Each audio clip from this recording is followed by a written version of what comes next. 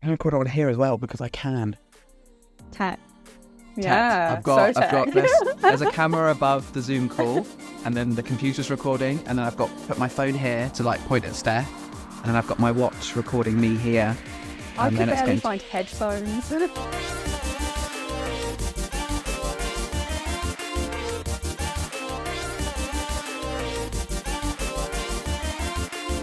Cool. Welcome everyone. Welcome Steph. Welcome in the studio, which is actually just a meeting room. And behind us is a mystery black door that I haven't been in yet, but I assume it's a nice black door. And hi Grace. Hi. Hi, Grace. You're new to the podcast, or to the new edition of this podcast. Would you like to introduce yourself and say who you are, what you do? Hi, I'm Grace. I am the PA to the CEO and COO and operations executive. Okay. And just go straight off the bat, what's the most weird thing that you've had to organise as a PA to the COO and the CEO? Taxis? Nothing like spectacular, really. Taxis. Yeah. Eurostar tickets at one point. That's like, and that was the one that I was the most stressed about because I was like, time zones. Was that like for a work trip or just their holiday? No. Oh yeah, book me. I want to go to Paris. Grace, help me. Like... No. It was a work trip. Okay, professional. Emergency holiday. We must go. We must go immediately. And Grace is the only one who could get us there. Yeah. Yeah. No, full profesh. Good. Nice. As we would expect. So this podcast, this edition of the podcast is like a bonus episode in between the guests that we normally have.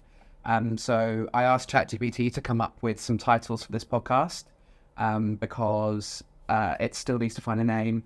So I've got some because it's kind of replicating the water cooler chat, but in a recorded setting. If water coolers existed in 2024, which do they anymore? Well, it's more like a smart tap or like a water fountain. It's a Brita filter tap where you stand and have a chat in your office that you go to once a month. Yeah. So this is the Brita filter conversation. Right. I got ChatGPT to come up with some like, I just said give me alternative phrases. So I've got coffee break banter. Employee mingling, which sounds like something you might be accused of as opposed to like something fun that you would do. That is like a rule, like no employee mingling. Yeah, exactly. Yeah, don't like that. I think Dwight Schrute would probably put that as a sign. Desk side exchanges. Informal that sounds illegal. Talks. It does sound illegal. Maybe let's steer clear of that one. Yeah. Corridor confab. It's one of my favourites. Confab. Oh, I quite like that one. I think I basically have a list of words that I really don't like the sound of, and confab is added to that list. That is, don't know why. What else is on that list? Yeah, what else? Holiday makers. That's horrible. Ooh. They're very specific. I don't know why I have this. Or like, when like people are described as going somewhere as flocking, like you know that in news articles about the people flocked to the beach. Ew, hate it. So it's not things like Miranda where she's like plunge or like moist. Not really. It's not about like what they sound like. It's more like, I guess some of them are what they sound like, but it's what they mean. It just. Okay. I have like one big one of those, which is hollybobs. I hate it. Yeah. Hate it. Hubby as well, and the missus. Hubby and the missus. Obviously, that has like a added layer to it. But yeah, those. Great. Yeah, I feel that. Yeah, mine's more like the strong dislike of things being mispronounced. And two things that I've heard more than once, which makes me sad, is like voyage, but I've heard voyage. Voyage. Are we going on a nice voyage? And it's like, voyage? Is that what you meant? And also, why are you saying voyage? Like, I'm not boarding the Titanic. And then the other one I've heard is Toblerone mispronounced as Toblerone. Toblerone. Toblerone. It sounds like cuter, I guess. Is it? Or is it just wrong? Yeah, it's just wrong. The latest one, shout out to Sarah Lane, Toblerone is where I got that from. So, Sarah Lane, if you're listening, that is for you, Toblerone. It's pronounced Toblerone, and it is now canon because I put it in a podcast. That is how it works. Well, why don't the name of this podcast need to be a mispronounced way of talking about a podcast? Or is that just... So not for like the, not for these, but like for, how would you mispronounce podcast? Podcast. Podcast? Podcast. What did you say, Grace? Podcast. Podcast. Like I'm thinking like Nigella Lawson and the microwave. Like... Yeah.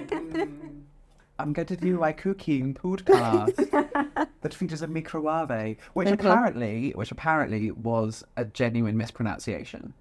Oh, I Like- heard So that has it she was been a saying it joke. like that her whole life? Yeah, well, because she said, like, she just said it, because she gave an interview about this recently, Yes. and I will find the interview and put it in the show notes. But she like gave an interview, was like, she said, I'm scared to say certain words now because I think I'm pronouncing them wrong. Oh. I know. So she actually meant it, which I don't know if that's slightly more endearing or if that's worse that she doesn't know what a microwave is. I mean, she's a real cook. She is a real cook, but then that means a real cook wouldn't use a microwave. So maybe she didn't know what a Well- microwave is.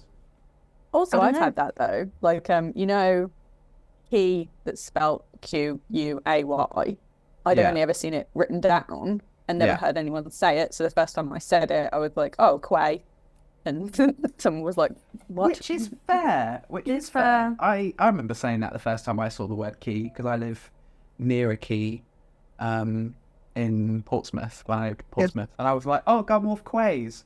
And my parents and my sister, when we were in the car together, because it had just opened, laughed their asses off and thought it was the most hilarious thing they've heard.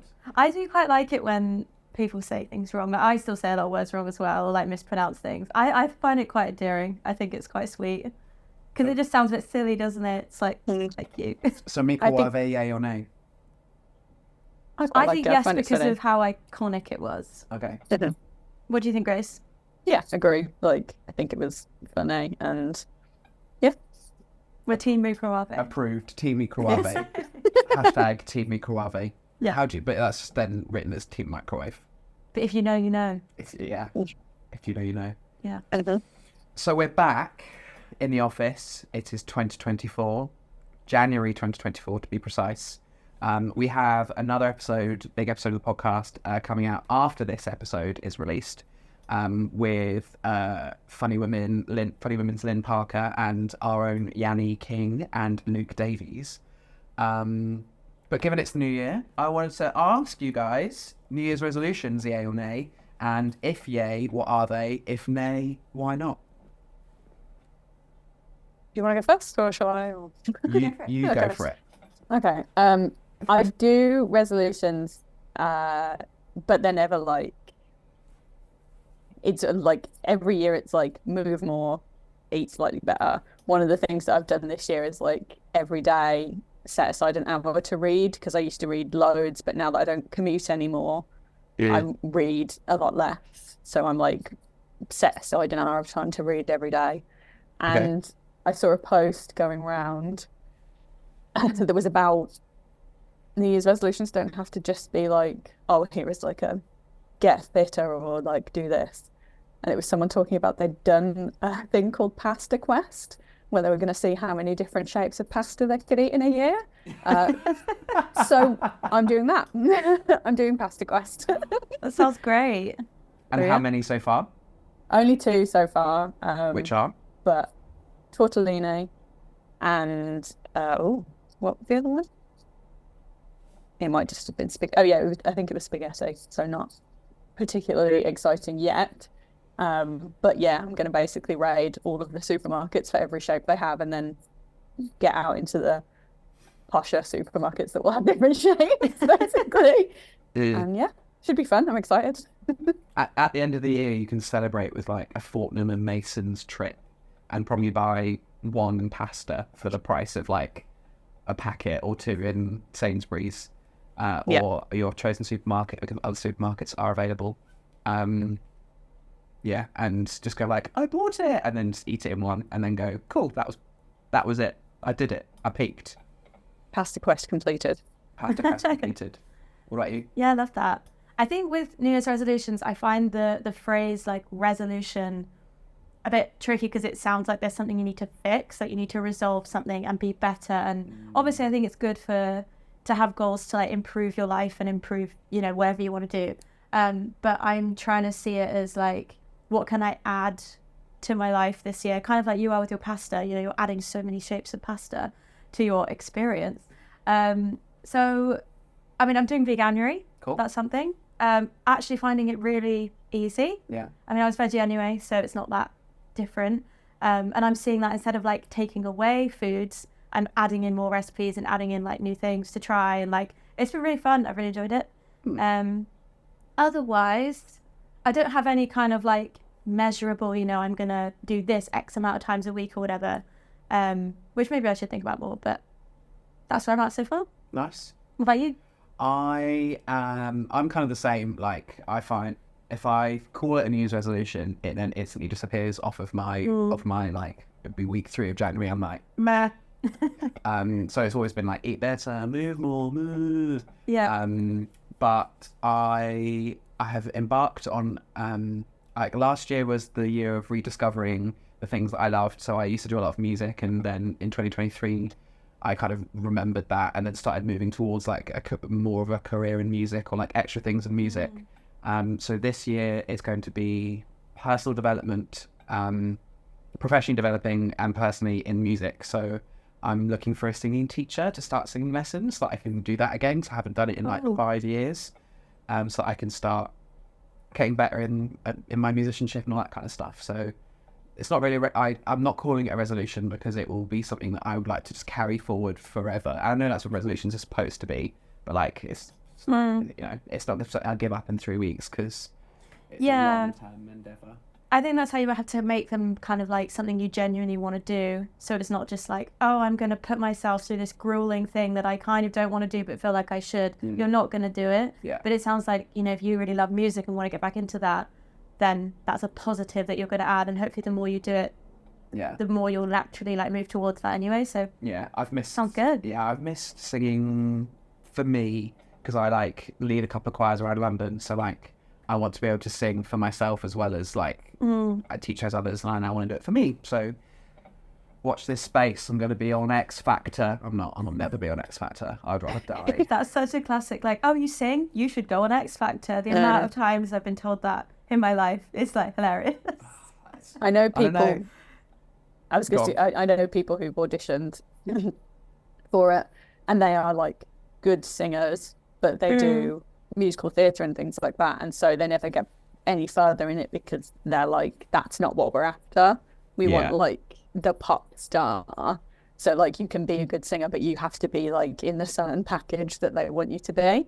Yeah. It's so sellable, isn't it, really? Like, it's kind of a business machine thing. But I haven't watched it in like years. I don't watch it anymore. I used to when I was younger in school. I remember, you know, at Christmas, like the winner would come out and like the single and everything. And it was so exciting when I was, like 11? Yeah. Not anymore. It's definitely not my thing now, but... Yeah. I think X Factor helped me have my gay awakening, because I think... Who was it? I think it was One Direction. I was like, oh, they're cute. And I started You watching... boys on X Factor. Yeah, and I started watching the live shows. I was like, oh, I don't care about it. And then just be like looking over my sister's shoulder as she was watching it. Oh, love that. So that was probably part of my gay awakening. Of the many stages, there are other parts that I can share in future episodes. Stay tuned. Yeah, that is a reason to subscribe and come back. It's to learn about Ginger's gay awakening and what parts of popular culture like made it happen. Over the break, we watched a lot of TV or read a lot of things, saw a lot of things. Is there anything that stood out for you guys over the time off we had that you like, I have to talk about this, this is incredible? So I actually watched this on New Year's Day, which I think some people might find a bit like too much for a New Year's Day hangover, but I watched How to Have Sex, Molly Manning Walker's new film. So she's a 30-year-old director, so really young to be releasing like a film of this kind of scale. And I thought it was absolutely fantastic. So anyone who's listening who hasn't heard it, or hasn't watched it, sorry, it's not a guide in how to have sex. So if you're looking for that, this isn't the film that you need to be watching. Maybe check out like WikiHow or something instead. But in all seriousness, no, it is one of the most like beautifully shot films ever. Like, she's also a cinematographer, so that kind of really came into it. But it's just all about like a girls' holiday to Malia. So there's loads of really fun scenes, and like the girls are having so much fun, and like it really takes you to that specific place. But it also is about sexual assault. And it's just such a great portrayal of that, especially for people who are kind of that age. So like sort of young adult, 17-year-old, I think. But yeah, fantastic. Absolutely loved it. And I recommend that everyone watches it. Cool. Nice. Very good. Grace? Doctor Who. And the lead up in the 3 specials I thought were great. And then on Christmas Day, Ncuti doing his first full outing as the Doctor was just like joyous in a way that I sort of fell out of love with Doctor Who a little while ago, and this very much made me like very excited to see where it's going. And yeah, and the inclusivity in the 3 specials as well, just absolutely loved it. Yeah, just like a few shout outs specifically about Ncuti Gatwa. Like, it's the first time the Doctor's started the show and not been like suffering through regeneration. And so Ncuti Gatwa was just like on a dance floor in a kilt, just like popping off his best moves. And it's just like, it's stuff like that this is making me very excited about Doctor Who. And there was, as you said, wonderful representation in Doctor Who as well. So there was a trans character, a trans non-binary character that had a nice feature and became part of the plot point of the first episode, which then kept Catherine Tate's character alive because she was supposed to die, Catherine Tate, and then didn't. Although spoilers for anyone that hasn't seen it, but also if you haven't seen it, where have you been? This podcast has been out, will be out a month since, so like, you haven't seen it now, you're not going to watch it, are you? I did find, though, a slightly disappointing backlash about this character. That was one thing that stood out in a sad way for Doctor Who, about people feeling like Russell T Davies was being like making Doctor Who too woke. I don't know if you heard any rumblings to that effect. And I've heard that the BBC just responded to the complaints and were like, no, like we're not going to give this space, which good. Like, it's I hate, especially when it's in science fiction and things like that, because that's always been so much more of a reflection and pushing the boundaries. That's the whole point.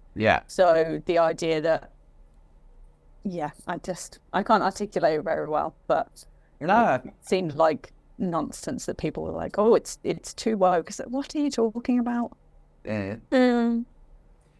It's because, like you said, like, science fiction is supposed to be the representation of the new, maybe unknown and undiscovered well, it is unknown and undiscovered things, but like, therefore it would be a good opportunity to kind of showcase underrepresented parts of humanity in shows like that and go like, hey, this is cool. And because Star Trek was very good at doing that too, having the first female lead character in a TV show, something like that. And wow. Star Trek regularly pioneered different minorities having like front and center, like decades before other TV shows and other genres did it. But that's because the maker of Star Trek, whose name escapes me, Gene someone, Gene. He was liberal, very open-minded, and was just like, well, of course, because we're in space, so why isn't everyone here? Because that's how space would be. Because at that point where we've managed to go to space, everyone is in space, which of course makes sense. So well done, Gene, whatever your last name is. So I've not actually seen any Doctor Who, and I know you're 2 really big Doctor Who fans, but this is the 15th season? Is it? The 15th Doctor. 15th Doctor, okay. But we're on about series 15 now, actually, from the reboot. It came back in 2005, so it's been a while. So with it, like, having a new Doctor every time, like, does that take on, like, a different tone to the show? Like, does it feel different enough every time you watch it, would you say? And you're not, like, does it almost feel like a kind of different show you're watching, or...? Yeah, I'd say, like, I think everyone also has their favourite Doctor. So mine's always been David Tennant. Matt Smith. See, there you go. And that's like I've been rewatching them from Eccleston, so from the reboot, and it is very interesting watching them through now and seeing how much the sort of vibe changes each time. Because it is it's how they perceive it, because while it is the same person, they are a different personality. And yeah, like Matt Smith's manages to be a lot more fun, but also very dark at times as well, which I do enjoy about his character. Yeah. And that's why I'm really excited to see what Ncuti's going to do, because he started it with such joy, and the energy that he had in that first episode is just, I'm really excited to see where that goes. Yeah. Because, and every showrunner brings something different too, because, like, the showrunner had an impact on my enjoyment of Doctor Who, so, like, that has an underlying impact.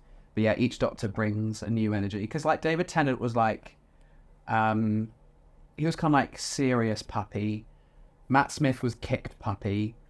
Peter Capaldi was the cat that doesn't care about you. Right. That's a great description. And then there's Jodie Whittaker, who was, I don't know what kind of animal Jodie Whittaker was. I didn't really watch much of hers because it was terribly written. If you ask Doctor Who fans, like, the Chibnall days were unpopular. But I liked her. She was a really great Doctor. So maybe I'd say she was just normal puppy, and then Ncuti Gatwa is just, like, the most enthusiastic puppy ever. Okay. Like, 2 puppies. What would you say to my puppy scale of Doctors? Yeah, I agree. And I was so excited for Jodie Whittaker to come in as the Doctor, and then the writing was subpar, and it made me sad. And it was such a shame because, like, because it kind of went back to its roots, because Doctor Who was initially conceived as being a slightly educational show where it would go back in time to kind of show things that had happened. And so Jodie Whittaker's Doctor, like, one of an episode, they went back to the Rosa Parks bus thing, scene. It's not a scene, it's a real life event. That's it. Yeah, because like TV show scene. No, because it was real. That's it. They went and visited Rosa Parks, and they kind of explored. Is it 60s America? I don't know, 50s America. Whatever Rosa Parks is around. Yeah, mid 1900s America. And they like met her, and they were uncovering all of like the racism that was going on about segregation on buses and segregation everywhere. So it was like had the opportunity to be a really, really impactful episode, and I think it hit some good notes, but it was then like, oh, but then what's happening? And the plot was, it's a racist alien that wants humanity to be racist, and it was just like, right. So it could have gone a lot further to actually talk about that. Yeah. But it just kind of. Yeah. And then it had a scene where like the Doctor couldn't save Rosa Parks because what this racist alien wanted to happen was that if Rosa Parks never stood up against the white guy that wanted to take her seat, then the racial equity movement in America would have never happened, and therefore humanity would have been set back however many years because it never happened. And that was what the alien was trying to do. So it was kind of basically trying to empty the bus, and like, right. Because boo, and you wanted racism, and it's like, this is weak. As the kind of like the pinnacle moment of this episode was where the bus moment, like that date and time, they had to sit on the bus to fill it up, to then deny Rosa Parks the space to move, so she had to stand up, and that's what caused it. And it was just, I don't know, it was cringy. Definitely watched that, Grace. Yeah, and the same feeling. Like, I really wanted it to be better than it was. Yeah. And I think that was the sort of feeling for most of the writing during the Jodie Whittaker time, which was absolute big shame, because she was the first female Doctor, and then they had the first black female Doctor too during her tenure. Also during a very confused storyline, which then also ruined it, and it was just so lots of sadnesses. I could go on about Doctor Who for too long. for you. It's all right. yeah. Have you watched anything else? Done anything? What have you been reading? Because you said you like to read. What is the thing that you're reading? At the moment, I'm reading a book called The Book Eaters, which is fantastic so far. I've finished 2 books this year already. One called Night Terrors, which is about night terrors and sleep disorders generally. And another one, which is for the workbook group, which is called Before the Coffee Gets Cold. Night Terrors was really interesting. Before the Coffee Gets Cold is time travel. There's a cafe in Japan where there's one seat that you can sit in and you can time travel. But you can only see someone who has been to that cafe, and you can't sort of change anything that happens. So yeah, it's an interesting concept. I didn't enjoy the book very much, but the concept is interesting. The Night Terrors one was really interesting as well. Just sort of what different sleep issues, so night terrors, sleep paralysis, those kind of things. Research being done into them. The last chapter was about lucid dreaming as well, which was fascinating, but also to me a little bit terrifying. I'm not sure why, but yeah, it just sounds a bit scary.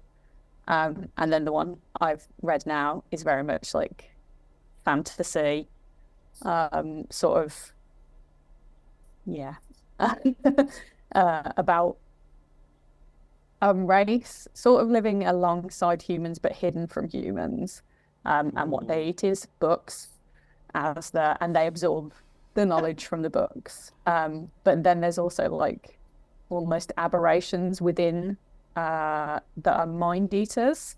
That's what they kill people and take their thoughts. And yeah, there's a quest element of it going on as well, and it's really interesting and really well written, and I'm really enjoying it. Ooh. And I watched a lot of Wallace and Gromit. That's the other stuff that I watched over Christmas. Nice. What you consume is so varied. I really love that. Like all your books are really different. You like TV shows, films. So I think that's just like really cool to just get so much from loads of different genres and stories and stuff. I think go Grace. Thanks. What about you, James? I am playing Baldur's Gate 3. Oh yeah. I got that for myself over Christmas. What is that? It's a game. It's a role-playing game based off of like Dungeons and Dragons, but like a digital version of it. Oh, I have heard about this actually. It is absolutely insane. It's not a game that I would normally go for, like, because it seems I identify as a nerd, but it seems too intensely nerdy for me. Too far into the nerd. Yeah, into the nerd vibe. Yeah. But like it's blown my socks off. Like you can do anything in this game, and it is so. I've never played Dungeons and Dragons either. Like my only like foray into RPG games would be like Zelda, and that's not an RPG game. That's just a game where you play a character, or maybe World of Warcraft, but that was years and years and years ago, and it's conceptually different. The story is insanely rich, and it has a wonderful narrator, whose first name is Amelia, and I can't remember her last name, as in her actual name, not the narrator's name. And it's just incredible, because anything that you think of to do in the game, you can just achieve if you can like figure out like what to do. And that works across like your dialogue options or like combat and things like that. And every choice that you make has it is a butterfly effect, where it's not like the other like choose your own adventure games where it kind of like funnels you basically to the same ending, but it makes you feel like you've had something different. Like your game will fundamentally change based on how you play it. And the way I realized this was I was very new to the game when I'd started it, and I'd accidentally killed a main character. Where I let her die, not really realizing that I was supposed to save her and let her live, and it was in combat, so I didn't really know what I was doing. I was like, oh, she's dead. All right then, and just kind of moved on. And then my friend, when I was telling him about it, he's playing it too. He's like, did you mean this character, Lizelle? I was like, yeah. He's like, she's on the wall. She's on like the box art of the game.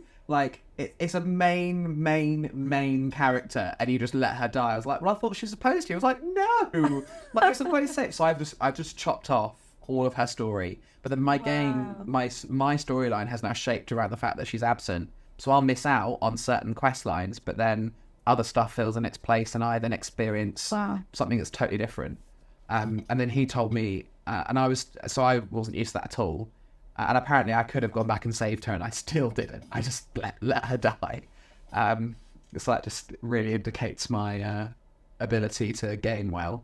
And then he gave me an example of there's an enemy encampment that you go to when it first, like one of the first like main big combat things. This was after I killed her as well. Just watching Grace just absolutely lose it. You have to you visit this encampment, and they're neutral towards you, so you haven't done anything yet. And then your quest is to go and kill their leader. And you go and kill their leader, and then they're really, really pissed off with you as you come back, understandably, because you just killed their leader. So then they all go after you and try and kill you. So I went through this really bloody and grueling battle, which I survived, but lost almost all my health and ate all my food and all that kind of stuff, and it was empty. And when you go see them initially, before you go kill the boss, they're all a little bit drunk because they're all having a little party around a fire because they've captured someone. And turns out you could have just poisoned their beer, and then as they all go and have their drinks, they just slowly die. Because it's so much easier for you. Yeah, so much easier for me. Didn't think of it, did I? So really cool. Also really, really frustrating that I didn't think of that. It's also writing this game. I'm just, as you were describing that, I was just thinking about the developers writing all these storylines and somehow making it work with all of these different things. That is incredible. Yeah. Wow. Yeah, the narrator said, I watched an interview with her, because there's key story bits that are, because the narrator is playing the role of the dungeon master that you have in Dungeons and Dragons. So that's the person that, when you're playing the board game, that when there's a board and your little characters are in front of you, they are setting the scene and doing all that kind of stuff. So the narrator still does that on key moments, but then she also provides your characters in a monologue. And so then every character that you play, there's 8 possible characters I think that you can play. So she has the 8 different internal monologues for those characters, as well as then the responses to the choices that you make as you go along. The game is nuts. It's so big. I've currently played 56 hours, and I got it on when we finished work, whenever that was, the 22nd of December. So I've given over 2 actual days of my life to this game. And you could probably get so many more, right? I'm not finished. Yeah, I haven't finished it yet. Still going. So yeah. Games are so creative. I feel like people just don't see that as a legitimate, especially if you don't play games. Yeah. Often you don't see it as a legitimate art form or way to engage with something, but they so are. Absolutely.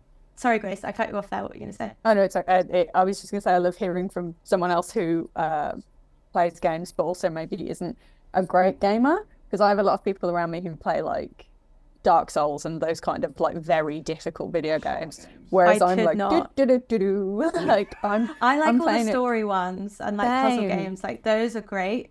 Yeah. Anything with fighting, just don't bother with me. I end up killing my own team. It's just not, it doesn't work for me. Yeah. I don't kill anyone. Why do I have to do this? I also play games where I'm I am enjoying this. I am terrible at it, but I'm enjoying it. Yeah. So there's been a lot of those Assassin's Creed Origins I played and was had my partner in the room several times, and he was like, are you trying to be stealthy? And I was like, I guess.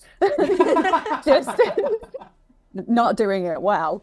I'm imagining that he was actually just talking to you in the room as you were kind of just going behind the sofa. Yeah, they can't see me. Yeah, kind of really getting into it. Yeah. But I mean, at the moment, I'm playing Cult of the Lamb, which is exactly as it sounds. I'm a cult leader who also is a lamb. Why wasn't this your intro at the start, Grace? Yeah. I am a cult leader and a lamb. Yeah. And I work for Diversity Group. Yeah, come on. We can re-record it. It's okay. Yeah. Okay. But yeah, I'm not good at any of the fighting sequences, so I'm spending most of my time with my cults, just growing food, Colting. performing rituals. Yeah, colting around. It's good. Love that. That's why I like games like Harvest Moon or Stardew Valley or stuff like that. yeah. They're just really, it's just, I just wish more people saw games as like a legit way to spend your time, because it is just really nice. I agree. Yeah, there's a game for everyone, probably. There is. I think you could get on with Baldur's Gate because you can avoid almost all combat. Yeah. So like this was a darker moment in the game, but I really didn't want to fight this really big monster that was in this temple, and they were part of a side quest, and you could talk to them before you combat will inevitably happen unless you can basically talk your way out of it. And Dungeons and Dragons like main mechanic is you can do anything if you can roll a dice that says you're successful. Dungeons and Dragons dice is 20-sided, and so you can get from 1 to 20, and 1 is and then you can, depending on your character and how you've built it, you'll have attributes that will then add numbers to the dice. So like you could roll a 3, and because you've got high charisma, you can add a +3, for example, and that makes 6. So the game, or the dungeon master in real life, will determine you need to roll a blank in order to achieve this action. And basically, the more like ballsy the action is, the higher the required roll to get it. The 20 is what's known as a critical success. So it doesn't matter if you have a -1 in your character or whatever's going on, or even what the game is requiring, because the game can require above 20, which is meant to be like you will fail at this if it's above 20. It will always succeed. So you can have like a roll 30, and if you roll a 20, it will succeed because that's like you maxed out. Well done. And I had a fight with this monster that I just really couldn't like bear, and I had a series of hilariously successful dice rolls where basically this monster was trapped in a contract with the devil, and the contract that this monster had signed basically required it to kill other people that had heard this certain thing. And so I convinced the monster with like a 15, a 20, and then like a 30 roll, and so it was just absolute sheer luck. I was just like, oh, but your minions have heard this thing, so shouldn't you kill your minions? And I rolled a successful dice, and he was like, you might be right. And then he just killed all of his minions, so I didn't have to fight them. And then the next one was, and then he was like, oh, I'm still trapped in this curse. And I was like, well, your favorite pet has also potentially overheard your this thing. Maybe you should kill your pet, which was then like the other main like adversary. That's where he killed his pet, and it still didn't work. And then the big ballsy roll, which I wasn't supposed to achieve, but I rolled a 20, was just like but you've heard it. So what if you like stab your sword inside yourself and then go back to hell where your contract is? And he was just like, well, this doesn't seem right. And then I rolled the 20, and I was like, yes. And so he like he stabbed himself and then like poofed into flames, and then went, I'm gonna like come and find you. Wow. And then disappeared and just avoided combat altogether. Nice. If only it worked like that in real life, right? No, I'd roll too many nat ones. It'd just be like critical fail, critical fail, critical fail. Like, it was great fun though. But so like you can avoid combat if you're lucky and you roll your character well enough. So maybe that can go on your 2025 business list. Yeah. It was Game of the Year this last year. So yeah, I think well deserved. Nice. Well, thanks guys. Thanks for this nice little guy, folks, I should say. Sorry, it's gendered terminology. Thanks, folks, for coming and having a chat with me for this second episode of... You decide on a name. Employee mingling? It does sound wrong. Yep. Not that I wouldn't want to mingle with you both, but it sounds wrong. Maybe you wouldn't want to mingle with us. Maybe you just want to have a chat with us. Yeah. Okay. Or for this break room dialogue. That sounds scripted. Well... Or it sounds like school. No. Yeah. It sounds like a play you put on at school that nobody wants to watch or be in. It does. Or for this workplace small talk. This has been more than small talk, but I'll take it. Yeah. Right. It's the best. In-depth small talk. Well, thanks. See you later. Yeah, thank you. Bye. Oh, great job, everyone. That was a nice chat.